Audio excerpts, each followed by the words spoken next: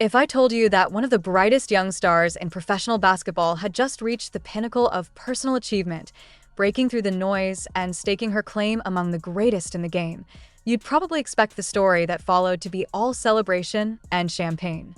You'd picture the parade of applause, the social media tributes, the next chapter in what looks like the start of a dynasty. And for Caitlin Clark of the Indiana Fever, that's exactly how it seemed at first. She'd gone from being a household name in college hoops to an undeniable force in the WNBA in just over a year. Records were falling, fans were flocking, and in July 2025, she took home the ESPY for WNBA Player of the Year, beating out names like Breanna Stewart, Aya Wilson, and Nafisa Collier. For most athletes, that moment would feel like the culmination of a dream, a springboard into an even bigger spotlight. But reality, as it so often does in sports, had other plans. Just days after hoisting that award, Caitlin stepped onto the court against the Connecticut Sun, and what began as another chance to put on a show ended in silence and worry. She was already nursing a nagging groin injury, the kind that's easy to push aside in the adrenaline of competition, but late in the game, the pain came back with a vengeance. It wasn't just a grimace or a wince. Fans could see her limping, clutching at her side, moving like every step was costing her more than she wanted to admit. Head coach Stephanie White promised a thorough evaluation, but you could feel the unease in the building. Everyone hoped it was something she could shake off. Unfortunately, it wasn't. By July 17th, the news dropped like a lead weight. Caitlin Clark would miss the 2025 WNBA All-Star Weekend. Not just the game, but the three-point contest too.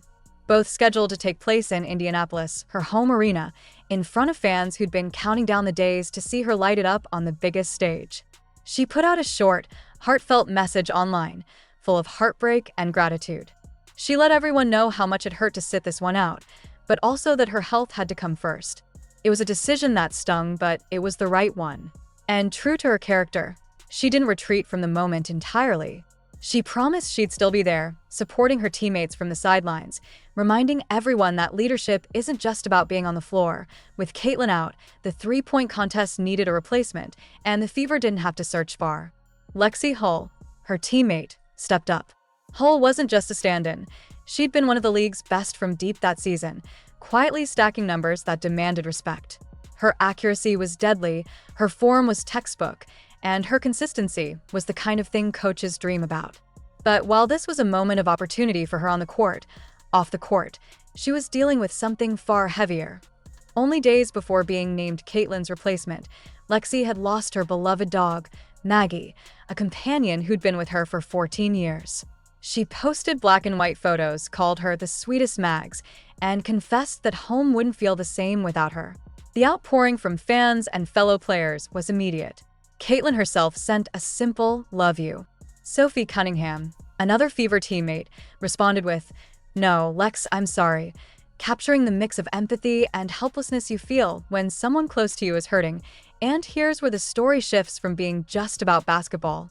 Because what happened next wasn't about stats or standings, it was about people showing up for each other when life hits hard. Sophie Cunningham, known for her grit and tenacity on the court, has always been quick to defend her teammates. Earlier in the season, when Caitlin took a hard foul, Sophie was one of the first in the fray, the kind of reaction that earns you both praise and fines. It was a move that cemented her as more than just a role player. She was the protector, the big sister figure in a young locker room still finding its identity. Fans noticed, too. Over time, Sophie, Caitlin, and Lexie became known collectively as Tres Leches, a playful nickname inspired by the dessert but carrying a deeper meaning for Fever fans. It was about their chemistry, their camaraderie, the way they made each other better without needing to say it out loud. Sophie even wore a Tres Leches shirt with cartoon versions of the three on it, and it quickly became a hit among the faithful. It was silly, sure, but it was also a badge of belonging, a wink to those who understood that this wasn't just a team, it was a sisterhood. Think about that for a moment. Caitlin is dealing with the crushing disappointment of missing a marquee event in her own city right after the biggest award of her career. Lexie is navigating the emotional gut punch of losing a pet she'd grown up with, all while preparing to step into a national spotlight she didn't expect to be in. Sophie is holding it down as the glue, part enforcer, part cheerleader, part therapist for her teammates. And through all of it, they're not just surviving, They're leaning on each other. That's the part that doesn't make the highlight reels. There's no stat column for loyalty, no metric for emotional resilience. But you can feel it in the way these women talk about each other, the way they show up when it would be easier to retreat into their own worlds. The fever season will go on, and Caitlin will eventually return to form. Lexie will keep firing from deep, carrying both the weight of loss and the thrill of opportunity. Sophie will keep being the one who steps in when the moment calls for it, no matter the cost. And the fans? They'll remember this just as much as any buzzer beater or triple-double. Because while championships are built on talent and execution, cultures are built on moments like these, the quiet, unglamorous ones where you decide what kind of teammate, what kind of friend, what kind of person you're going to be. The truth is, the Indiana Fever story right now isn't about a win-loss record. It's about a young core figuring out how to chase greatness without losing sight of each other.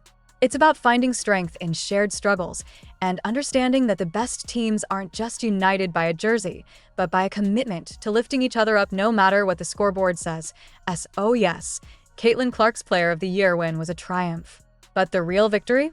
It's in how she, Lexie Hull, and Sophie Cunningham are showing us that heart, loyalty, and friendship are just as vital to success as talent and hard work.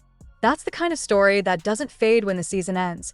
It's the one that sticks, the one that inspires, the one that makes you believe there's more to this game than the game itself. And if you're watching this, you're already part of that story. Keep showing up, keep cheering, and keep remembering that sometimes the most important points aren't scored on the court.